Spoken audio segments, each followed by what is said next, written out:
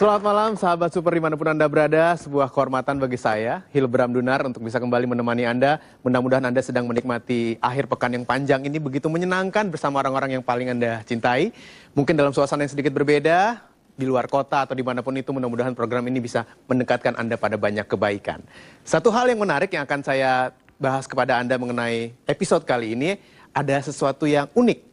Saya boleh bercerita sedikit ya. Jadi kemarin tiba-tiba Ibu Lina mengirimkan BBM kepada saya. Selamat malam Bu Lina. Bu Lina kirim BBM kepada saya, bilang gini, Mas Hilbram, besok kita syuting pakai jeans ya. Oke. Dan yang Andi Lau ya, gitu. Jadi saya baca tuh BBM lama. Saya mau bahas karena abis itu saya nyetir, jadi nggak sempat saya bahas. Jadi saya, besok ada Andi Lau di Mario Teguh Golden Ways. Kok bisa dadakan gini dan nggak ada beritanya ya? Begitu saya sampai tempat tujuan, saya baru tanya ke Bu Lina, Bu Lina, emang besok ada Andi Lau? Itu loh Mas Hilbram, antara dilema dan galau.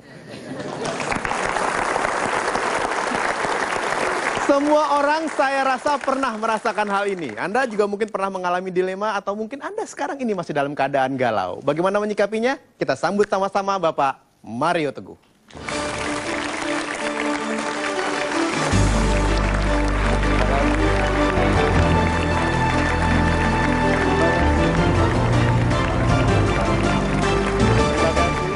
Silakan duduk. Sahabat-sahabat saya yang baik hatinya, selamat malam. Assalamualaikum warahmatullahi wabarakatuh. Dan salam sejahtera bagi kita semua dan mudah-mudahan kita semua dalam kedamaian dan kesehatan. Kapan kita berhenti galau? Tidak pernah kita berhenti. Tapi kita semua memulai kehidupan ini sebagai ababil, ABG yang labil, ya. Saya bajunya masih ababil. So, malam ini kita bicara mengenai dilema dan kegalauan. Dilema itu macam-macam, ada yang konstruktif, ada yang distraktif. Kita juga melihat bahwa dalam kegalauan, dalam gamangnya rasa karena tidak adanya kepastian, itu kegalauan. Gamangnya rasa karena tidak adanya kepastian itu kadang-kadang membuat kita meleset dalam kehidupan. Nanti kita bicarakan seberapa jauh kita boleh meleset, seberapa lama kita boleh meleset, dan sebetulnya apakah kita bisa mengambil keuntungan dari perasaan yang menjadi musim di Indonesia, yaitu musim galau. Oke? Terima kasih atas kehadiran Anda. Kita teruskan program ini. Silakan. Sekarang saya akan bahas mengenai asal muasal kalau kita dilema atau kalau kita galau. Biasanya karena keinginan, karena harapan, hopes, karena keinginan kita wish, karena mimpi-mimpi yang belum terwujud, dreams. Tiga hal ini bisa mempengaruhi hati, Pak. Ya. Jadi kacau balau sehingga galau. Bagaimana Pak menyikapinya? Kita lihat dari dilemanya dulu ya, Mas Hilbram. Baru kegalauannya. Dilema itu, kita miliki dilema itu karena kita memiliki pilihan-pilihan yang seimbang. Biasanya dua. Nah, pilihan yang seimbang ini tidak bisa kita ambil salah satunya tanpa mengabaikan yang lain. Padahal dua-duanya penting. Nah, yang menjadikan kita tersiksa sehingga kita merasa gamang karena banyak di antara kita hanya hoping without doing. Hanya berharap tanpa melakukan sesuatu, wishing without acting. Hanya berharap tanpa bertindak dan dreaming without working. Sehingga sebetulnya obat terbaik bagi penyakit hati apapun adalah kesibukan. Orang yang sibuk tidak sempat mengeluh. Ya, kalau Anda mengantuk, cara terbaik menghilangkan rasa mengantuk adalah lari cepat. Tidak ada orang sambil lari cepat sempat mengantuk. Jadi kalau begitu, activity of the body. Bagaimanapun aktivitas badan itu penting. Itu sebabnya bangkitlah, bertindaklah. Nah, ini bicara Andi Lau, Jet Li, sudah tahu? Jet Li, Pak. Jelek tapi lincah. Nah, kalau Mario tahu? Mario? Ya, belum. Itu saya. Nah, ada satu lagi, Bruce Lee. Tapi saya tidak bicara mengenai namanya, saya bicara mengenai sepatunya. Tahu sepatu Bruce Lee yang hitam, kecil, ringan itu? Big Boss, good. Pernah pakai itu? Apa rasanya waktu pakai itu? Ringan sekali, lalu kita bilang, kok nggak ada yang cari gara-gara ya? Iya. Oh, berarti gerakan fisik tetap perlu. Itu sebabnya jangan biarkan orang lama-lama berbicara dengan Anda sambil menggaruk bawah dagunya. Ini artinya dia meragukan Anda. Tuh. Lalu Anda mengatakan sesuatu, dia pegang wajahnya sambil melihat ke tempat lain, berarti tidak percaya. Itu sebabnya kadang-kadang salesman bawa kalkulator. Sebelum tangannya bergerak dikasih kalkulator. Supaya sibuk menghitung.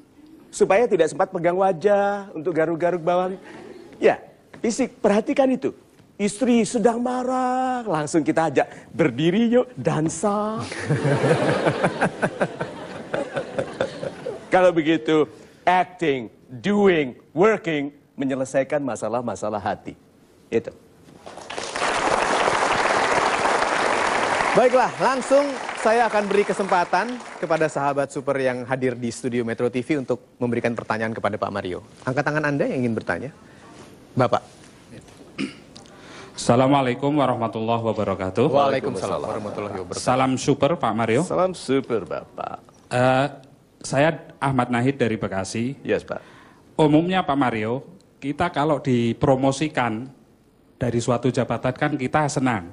Yeah. Tetapi yang saya alami justru sebaliknya. Hampir 2 tahun ini justru saya mengalami andilau yang bising antara dilema, kemudian galau, Yeah. bingung dan pusing. Lengkap sekali. Lengkap sekali. Berat Jadi kayaknya, pertanyaan singkat saya begini Pak Mario, adakah barometer atau indikasi kita berani melakukan keluar dari pekerjaan untuk merintis entrepreneur atau wira swasta? Sambil mungkin kita di pekerjaan sudah merintis juga begitu. Terima kasih. Assalamualaikum warahmatullahi wabarakatuh. Waalaikumsalam warahmatullahi wabarakatuh. Ayo tebak kalau begitu, kata yang saya tulis ini apa? Dimulai dengan G, A, apa? Gaji. Galau. Jangan terlalu galau, oke? Gaji. Apakah kekayaan Tuhan terbatas? Apakah Anda sudah meminta banyak? Jangan cari masalah. Okay? Minta yang banyak. Oke, sekarang pertanyaan saya. Permintaan Anda, apakah jumlahnya lebih besar daripada gaji Anda? Ya. Sudah tahu kenapa rezeki kita terbatas? Karena mempertahankan gaji. Gaji itu ada batasnya. Rezeki Tuhan tidak. Permintaan Anda besar. Keberanian Anda kecil sehingga membatasi diri sendiri. Pantas galau. Doanya banyak. Mintanya banyak, rencananya banyak.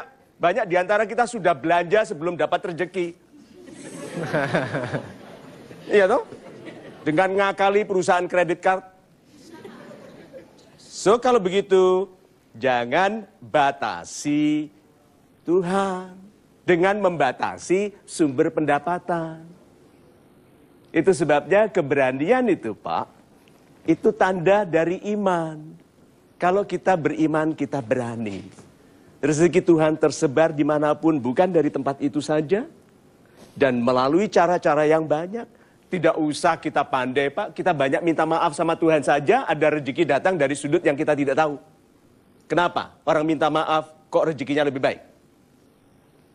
Karena orang baik tidak salah, rezekinya baik. Nah kita banyak salah dulu. Maka minta maaf, supaya kita kembali ke kualitas yang rezekinya baik. Tanpa menjadi pandai pun, orang yang lebih dekat kepada Tuhan, rezekinya lebih baik. Apalagi memberanikan diri, mencoba tidak membatasi rezeki. Besok resign.